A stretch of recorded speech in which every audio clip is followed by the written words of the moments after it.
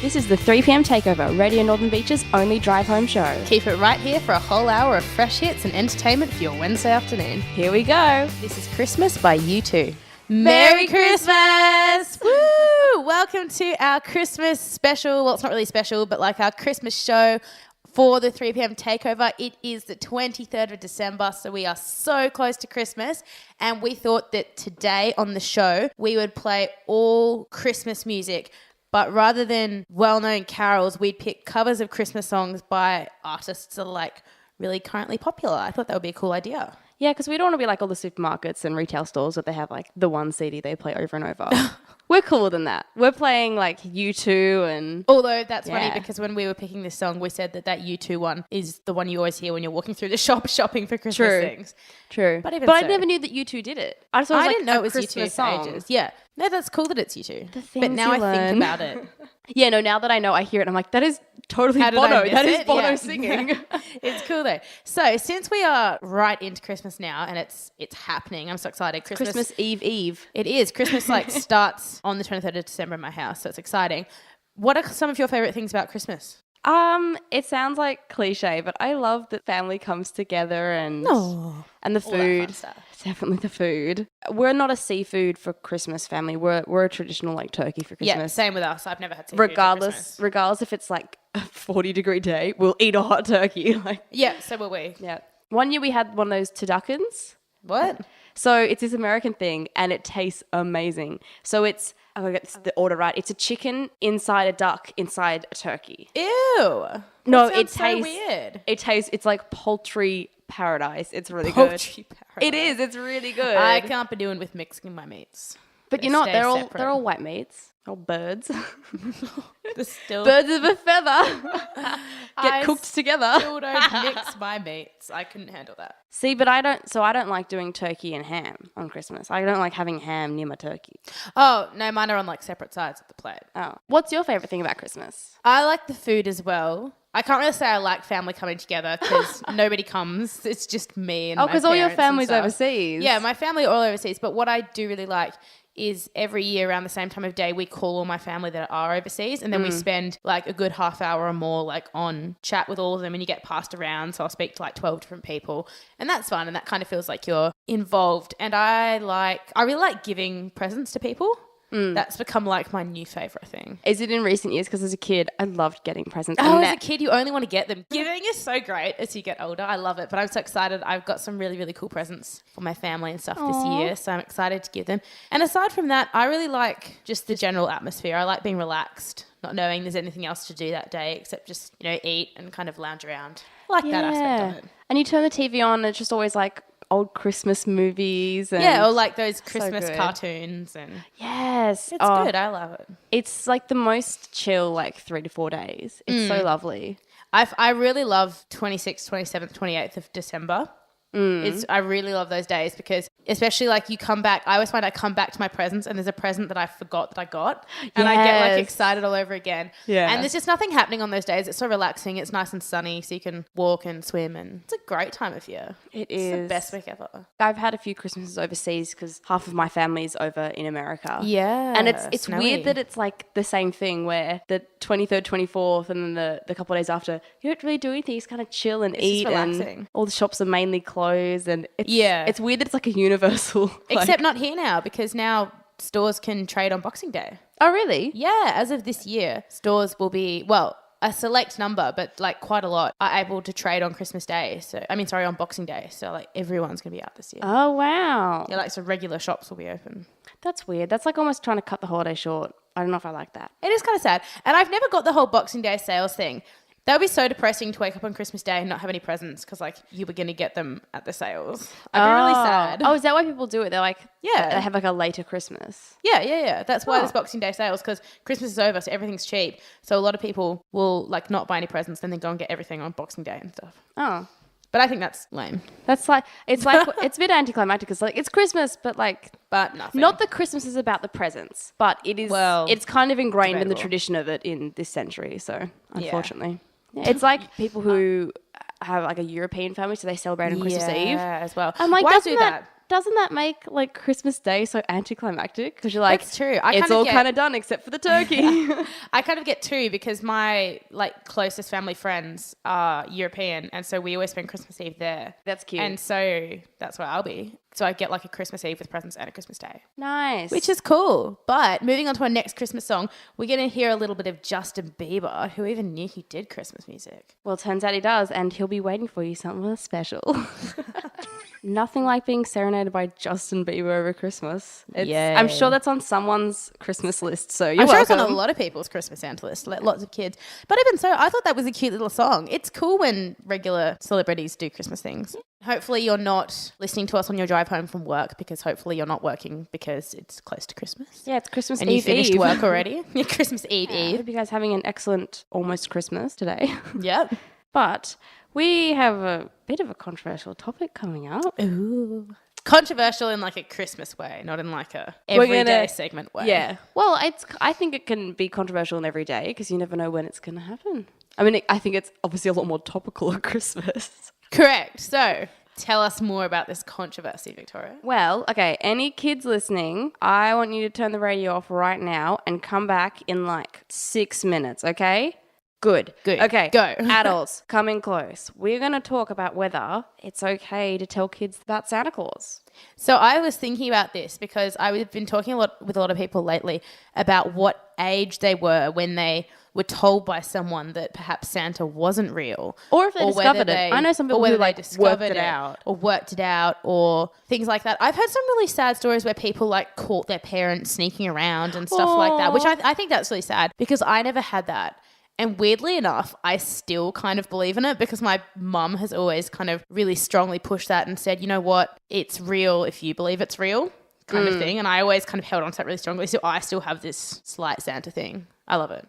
I totally believe in Santa. I feel like, I don't know what age I was, but I know that at some point my brother and I started to realizing that the presents from Santa in the exact same handwriting as my mum because she has very distinctive handwriting. Oh, so you worked it out like in a really rational way. Yeah, but I think I was a bit older. It was kind of like, we all kind of knew by then, but it was kind of like, oh yeah, like why is she still writing Santa? We know. Because my mum, she's left-handed, so when she writes in running writing, it slopes like the opposite way to normal running writing. Oh, interesting. So it's really distinctive. And so whenever I see it, I'm like, that's mum's writing. See, my parents are both actually very good at forging. My dad always forges like spiky notes from Rudolph, like even now.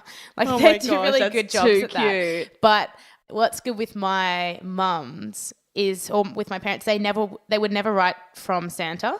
It would always be like from mum and dad, and they used to tell me that they would choose stuff and then like send it away to Santa for like wrapping and stuff. So I didn't really ever get things that said from Santa. Cute. Well, if it was like from Santa, we'd all get like the same thing. Like we'd all get like a DVD that we wanted or something. So it was like very like equality. Everyone gets the same like sort of present. Christmas quality. So I remember the exact point someone came up to me and was like, Santa isn't, a thing and real. And I was like, was it a kid at school? Kids are the worst. It was someone at school in the playground, and I was in year 3. So I think I did quite well. So I would have been 8. Oh, that's pretty good. So that was quite long, I thought. What age do you think it's okay to kind of tell children? I feel like these days, more and more, parents don't get the chance to explain. Like a kid will say it at school. Yeah. Or like they'll, I don't know, kind of guess from like seeing fake Santa or through movies as well. They kind of drop it in movies like, oh, Santa's not real. And then it'll be like one of those movies where Santa is real, but they kind of hint at that kids, like if you're a real grown-up kid, in quotation marks, you don't believe in Santa. Yeah, which is kind of... Because it's like, it's always cool to be grown-up, and then you get to be a grown-up and you're like, this sucks, I want to be a kid again. Oh, that's like, have you seen The Polar Express? Yes. And he has my cousin watches that, like, they love it. Every Christmas, they're like glued to that and Curious George's Curious Christmas or whatever it's called. But in the Polar Express, because obviously he's met Santa, so he has the bell that rings. Oh, the bell that like doesn't ring, but beforehand when he's like, I don't hear anything, and you're like, oh. No, but it rings for him because he believes in Santa, but it doesn't. But then, like, as the years pass, it stops ringing for his younger siblings and stuff because they don't believe, but it always rings for him because he met Santa, so he does believe. Oh, I thought that was cute. Have you seen Rise of the Guardians? No. It's a very similar base plot where all the kids sort of stop believing in Santa Claus and the Easter Bunny, and there's one kid who saw them at night once, and so he's like the only kid that still believes, and they have to like go and like find him and like help him. He has to help them like get around us. It's like it's a good movie. I love that movie. So my thing to this It's never okay to tell children Santa doesn't exist. I'm going to go with what my mum said. If you believe it's real, it is real. Because I think that's nice. Oh, yeah. And like that's, I don't know. I think if the kid's in it just for the presents, that's not okay. But often kids, they actually do believe. Totally. What kind of adult crushes a child's spirit like that? I know, right? Santa is real. Here on the show, we think so anyway. Yeah. And he's really busy at the moment surfing. Isn't he always in Australian stuff? He's always like in like the Santa suit with just like a t-shirt and shorts. Yeah. And he's like surfing. That happens when you're a kid at Nippers, and then he'll like arrive on a rubber ducky and get off and be like, ho, ho, ho, and he'll like trip in the water. But he'll have like all these presents to give to all the Nippers. It's really funny every year.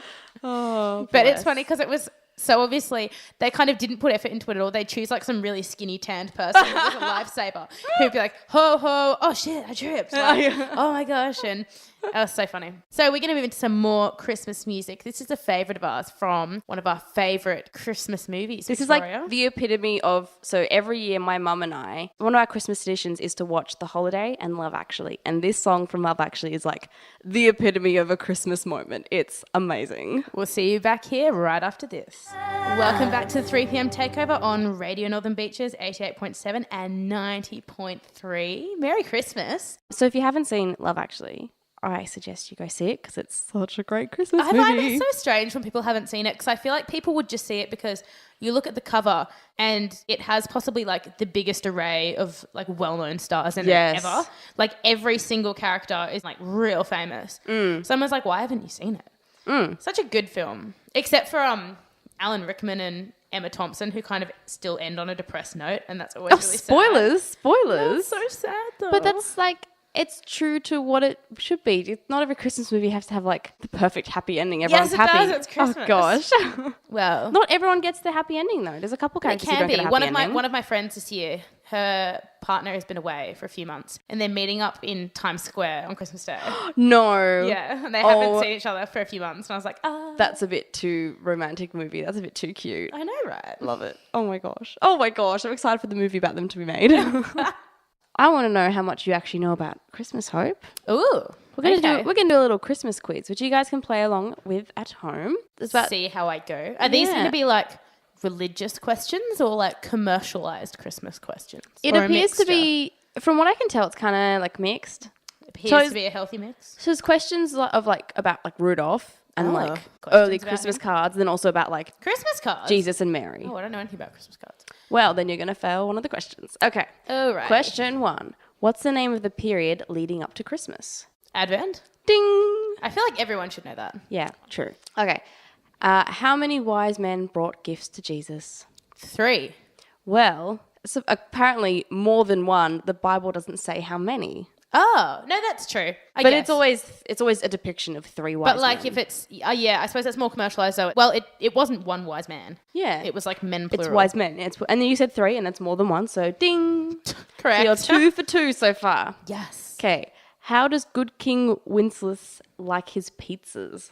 So I guess this is like I think it must be part of the song because There's no pizza in that. It's a Christmas carol. Good King Wenceslas looked out. You are not singing the whole song right now. Stephen. When the snow... Oh, deep and crisp and even? Yes. Yes! How did you get that? Because it's the lyrics. It's good King Wenceslas looked out on the feast of someone, Stephen, when the snow lay round about deep and crisp and even. And that seems to relate... Yeah, but it seems to relate to pizza. It says deep pan, crisp and even, which is kind of funny. That's so great. Well done. Christmas knowledge on point. I did not think you were going to get that. Well done. Yes. Okay. What was the name of John the Baptist's mother? Oh my God. I don't know. John the Baptist. I'm sure it was Mary someone. No, it was Elizabeth. Oh, yeah, I did know that. Whoops. Yeah. Who brings presents to children in Holland on the 5th and 6th of December? St. Nicholas. Oui. We do St. Nicholas in my house. St. Nicholas Tag? That's what I did in Germany. We've always done St. Nicholas in my house, so we all leave out a shoe. And St. Nicholas brings chocolate. In your shoes. Cute. Okay, how many letters in the angelic alphabet? Angelic alphabet? Yeah. What on earth is an angelic alphabet? I don't know. Oh, I don't know. Is it more or less than the actual alphabet? Less. Okay, I predict that it is 15. No, it is 25. Oh. Yeah, I'm sorry. What is the angelic Turns alphabet? out, I don't know. We'll look it up in the next song. Somebody tell us. Right on our Facebook page. We don't know what the angelic alphabet is. Get us in the know. Okay, in what town was Jesus born? Jerusalem. What? Oh, right. No. Like town. Come on. Think of like every carol. Oh, Nazareth? No, he's of Nazareth. Oh. Well, then, isn't he born there if he's of... Bethlehem. Oh, right. Come on. Think of like every carol. I was just getting there. I was narrowing it down. No, you weren't. You were guessing wild guesses of all the names of cities that Jesus ever went to you could remember. No, I was going big to small. No, because he's from Bethlehem.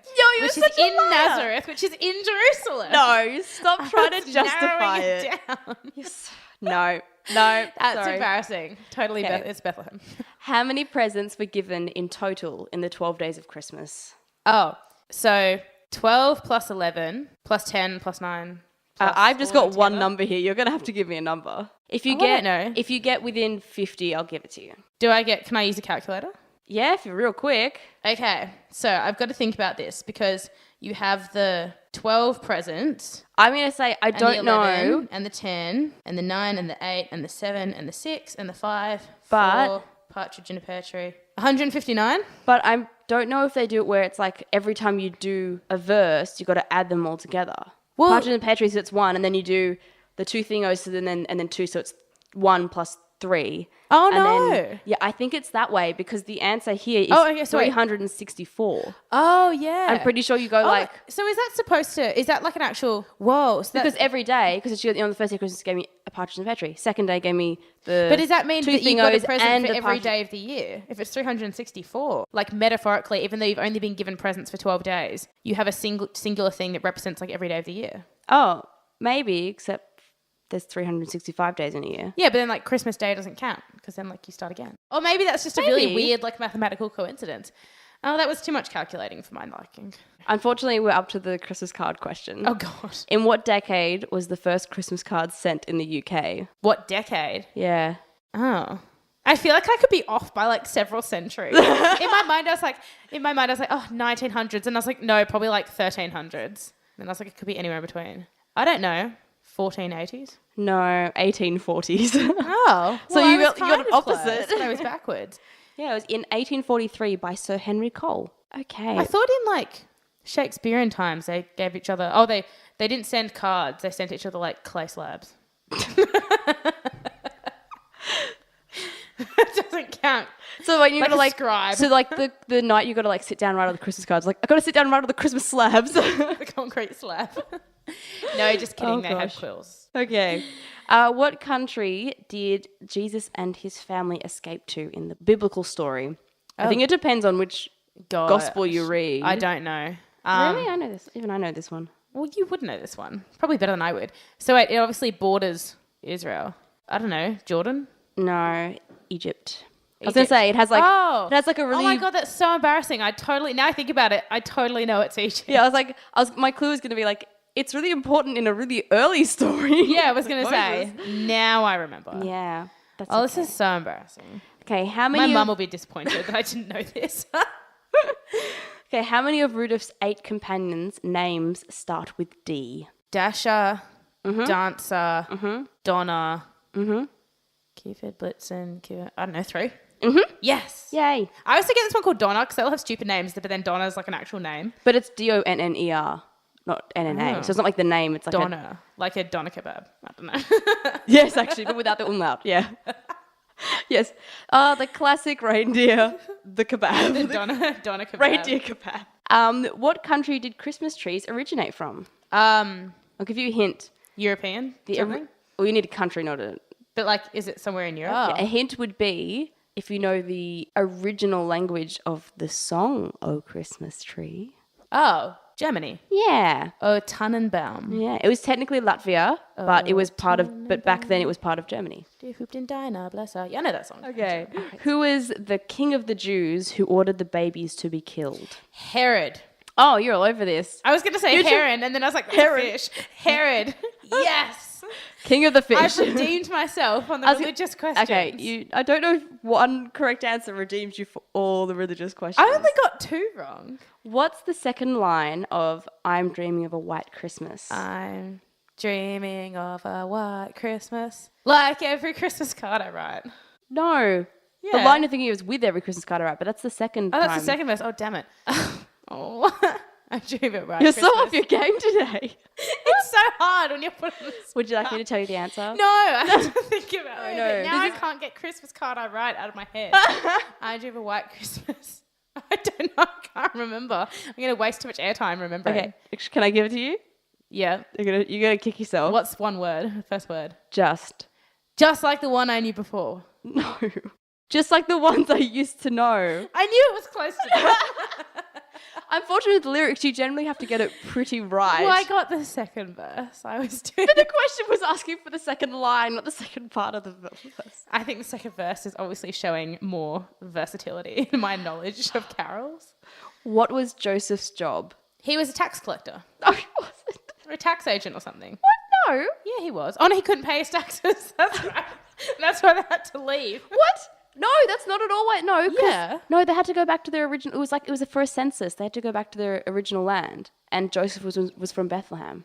Yeah. Oh my God! You also just brush up on your Christmas story. And they also couldn't pay their taxes. I'm pretty sure it's not part of the story. It is. Anyway, he is not a tax collector because they were looked down upon in society. Oh, so was Joseph, I think. No, he had a pretty good job. What was he? He was a carpenter. Oh, yeah, that's right. Oh, I got one question right there, one religious question. Therefore, I've redeemed myself for all other religious questions. I know all these answers. I currently cannot bring them to mind. Who started the custom of vaseling? Vaseling? How do you spell it? WASSAILING. Wassailing? Okay. Wassailing. Why don't I know that word? I don't know where it originated from, but stories I read where they go wassailing, they're all British.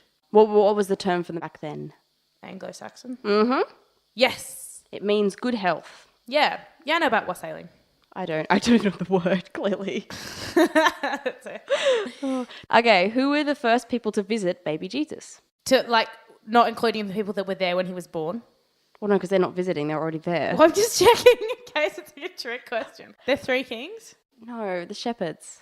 But I thought they were already there. That's why I checked. No, they're in the field. Don't you know the song? They're in the Noel.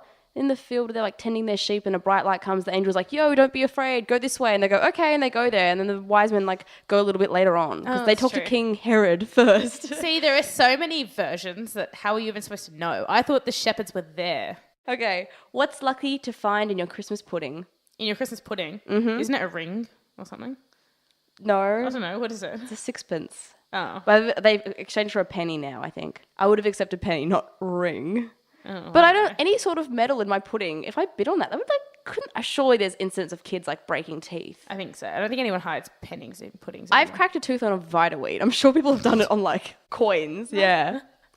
Okay, what angel visited Mary? Gabriel. Mm-hmm.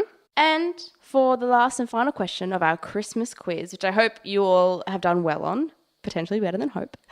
I've kind of been getting there. You've done pretty well. I think you've done better than I probably would have done. It's been semi-alright. Where did the baby Jesus sleep? In a manger, wrapped in swaddling clothes. Yes. Dun, dun, dun. Swaddling cloth. Swaddling is the best word. You can only use it when you're talking about baby Jesus.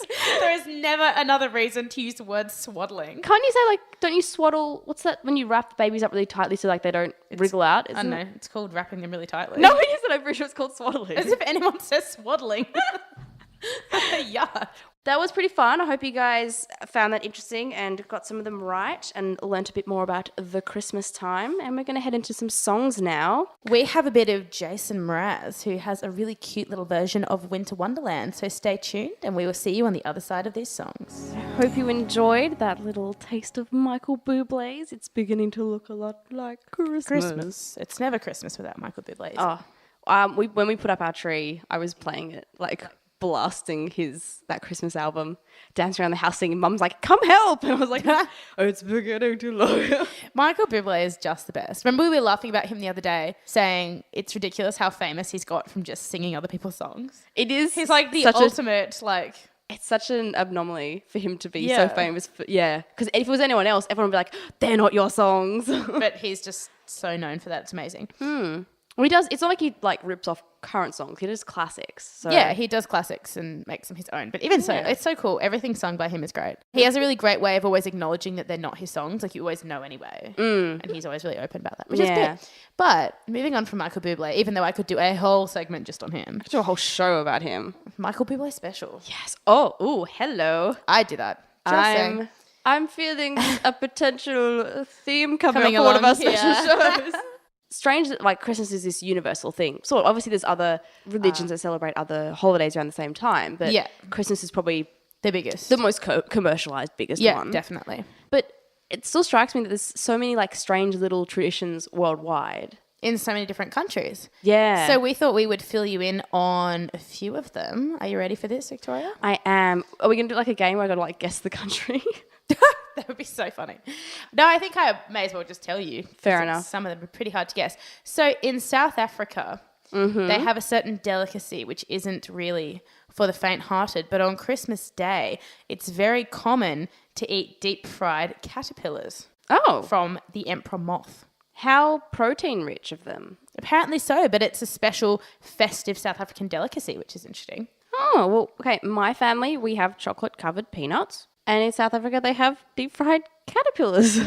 To each their own. Merry Christmas. Whatever works. And this is weird. I didn't know this one. In Austria, children live in fear of someone called Krampus, who is a Christmas devil who beats naughty children with tree branches. Oh, have you not heard of him? I feel like I have now that I said the name out loud. But when I read it, I was like... Oh. There's a movie coming out over Christmas. I don't know when it's coming out here because I don't want to see it. But it's got heaps of like comedy actors. And if you watch the trailer, it starts out like a comedy, and like a third of the way in it becomes really dark because the plot is like creepy. All the family comes together for Christmas, and one of the boys has a really bad Christmas, and he like sends a letter to Santa being like, oh, Christmas is awful this year, it's your fault, and like Krampus comes to like punish the family. Oh my god. And it turns into like a horror film. No, that's terrifying. But it has like a whole bunch of these like like a bunch of like people from that do like Will Ferrell movies. It's actually quite cool, but no, it looks really scary. So yes, I have heard of Krampus. Oh, no, thank you. What else is weird is on Christmas Eve in Norway, you're not allowed to clean.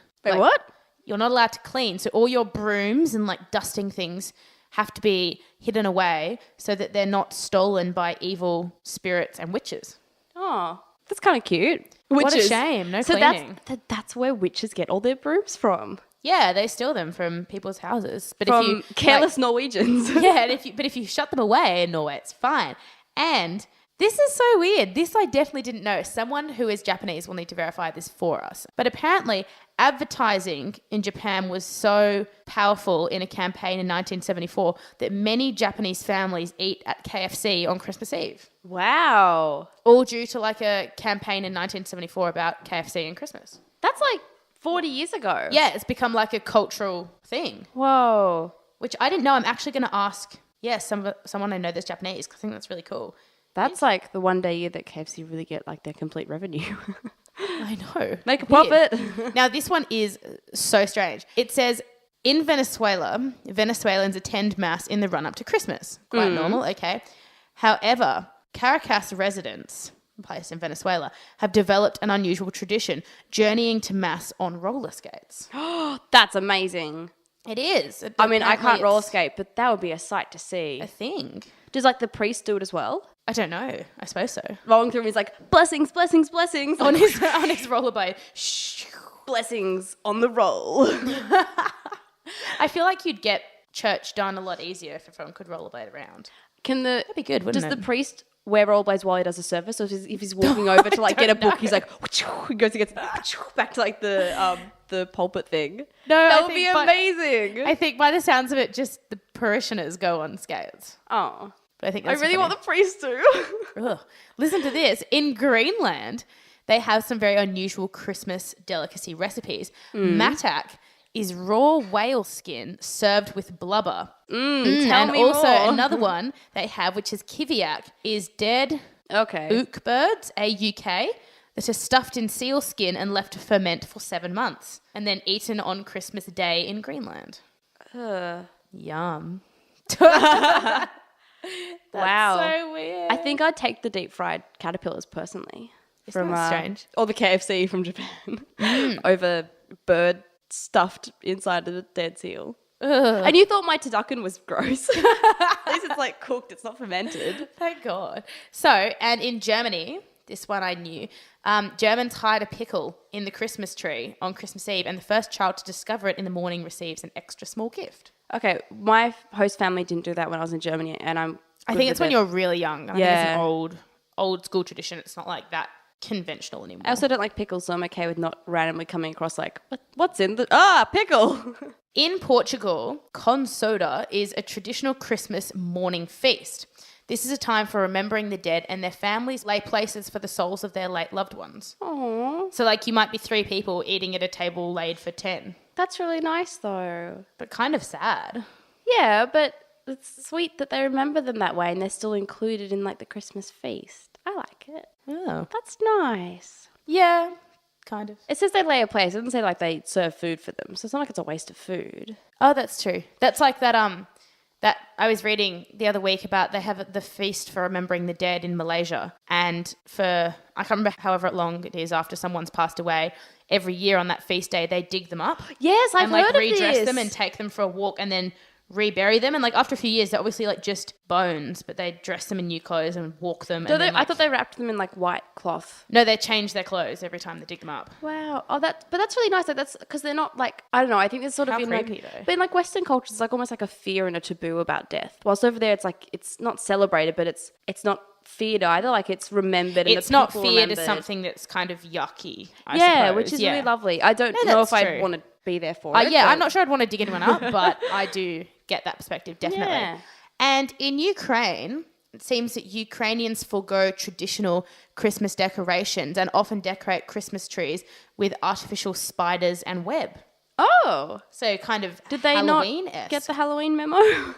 Halloween's over. Halloween's over, kids. Well, not in Ukraine, apparently. Oh, and last one. In the Czech Republic, unmarried women stand by a door and throw a shoe over their shoulder. And if the toe is pointing towards the door when it lands, they will be married within the next year. That's a cute little tradition. Yeah, that's cool, isn't it?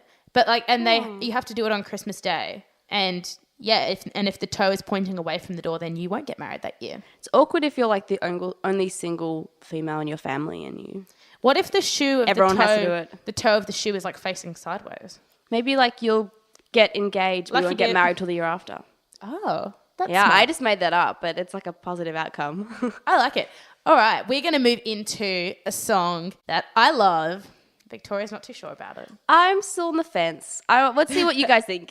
Send us your opinions on Facebook and let us know what you think about this Christmas hit by Destiny's Child. It's called 8 Days of Christmas. Give it a listen. Let us know. Welcome back to 3pm Takeover. If you think that you didn't like that song, you're lying because it's a great song. Wow, that's a pretty bold statement, Ho. Something about it I just love. I used to listen to it when I was a child and it's just kind of stark and it's like fun and materialistic and I like it. Yeah. We're up to the tail end of our show and we only have one more song left, but write on our Facebook wall, facebook.com/the3pm Takeover, and let us know if we played one of your favourite Christmas songs or if there's another song that we should have played and we'll save it for next year. Because we're always up for music suggestions. We love that. And as much as I love Christmas, it means that like suddenly another year is finished. Yeah, it's like, we're all done. It's like in a week until 2016, which is redonkulous. It's So crazy how fast the year goes, and suddenly it's December, and like suddenly it's the end of December, and like whoa, it's January, and then like whoa, we're like 100. That was like you. I remember you getting really nervous when you turned 20. You're like, then I'm going to be 30 and 40 and 50 and then I'll die. I remember that. That fear is still there. Even though you don't die after you turn 50, but you know. True. Well, you never know. That was morbid. On a happier note, even though it'll be the start of a brand spanking new year, and that might be a little bit scary for some people, we have something awesome coming your way. We're both going to be away for January, but we've got a sizzling summer sessions coming your way for the 3pm Takeover, which is pretty awesome. So make sure you continue to tune in during January, every Wednesday and Friday at 3 p.m. to hear a fantastic arrangement of songs that we have picked just for you and just for the summer. We'll be on air too, but perhaps not as much as usual, but our summer series is going to be so fantastic. We're so excited to share it with you guys. So make sure you continue to listen in right through January. And another great thing about January is wonderful weather, which means you can get out and do things. Not that you can't any other time of the year, but people seem to like getting out in the sun. And one of the awesome things that's happening in January, and it's actually happening throughout the year, but there's 2 in January, January 10th and January 24th next year. They're Sundays. At Long Reef Aquatic Reserve, they have free guided walks from 3 to 5 p.m, which is awesome. I love walking. I wouldn't mind a guide to like tell me a bit more about the area. That'd be cool, especially in Long Reef. It's a great place to walk around there. So you walk like on the rock platforms and you get to, they tell you all about the rock pools and the geology and the bird life. And that's like such a cool thing. So if you live... It's a nice January event. Yeah, definitely. It'd be beautiful weather for it. And it's such a nice area as well. And it's right near the beach. So you can do that and then head straight to the beach afterwards if you want. Yeah. So if you're interested in hearing more, what can you do? If you Google it, it should come up and it should have a list of... So if you can't make it in January, there's a whole bunch throughout February, March and April and onwards. So definitely go for it. And if that's not really your thing, click through on all the different council websites and they have heaps of free events all through summer. But if you are particularly interested in this one, you can visit the Warringah Council website, www.warringah.newsouthwales.gov.au, and have a look in their events and what's on page, and you'll be able to find all the details you need for the Long Reef Aquatic Reserve free guided walk. All right, final thing about show, activity of the week.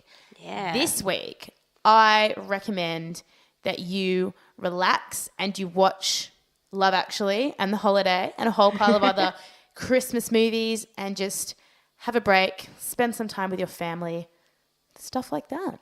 That's a good one. It is good. Very Christmas. Mine's also Christmas-esque. Ooh. My activity for the week is I want you guys to try and be as creative as possible with your Christmas leftovers. What can you come up with? That's exciting. Yeah.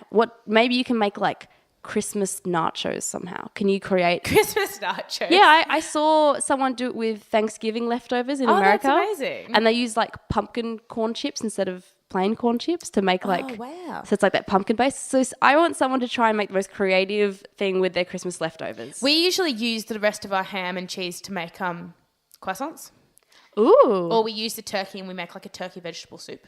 Oh, we usually do like turkey melts. Oh, that's fun. So like, I'm gonna do that. My dad used to always do turkey that. Melts. So you get like the bread and then turkey, cranberry, avocado, cheese, melted. It is amazing because it's not just turkey. It's like so good. The Christmas turkey. It's so good. It always tastes different when it's Christmas turkey, doesn't it? Yes. I'm gonna try and do that. That sounds amazing. But thank you so much for joining us. We've loved having you here. Have a fantastic Christmas. Yeah, stay safe, get ready for the new year, and we'll see you in our sizzling summer sessions. No, actually, we'll see you before that. We will see you next week. Oh, yeah. All our tips on the new year. Because next week, it'll still be December. And so we will see you on December 28th. Right at the end. Lots of New Year themed discussions. Yeah. And then we'll be gone for a few weeks. So have an excellent Christmas. Have an excellent Christmas Eve, Christmas Eve, Christmas Day, Boxing Day, and Boxing Day. Have an excellent every day until we see you next.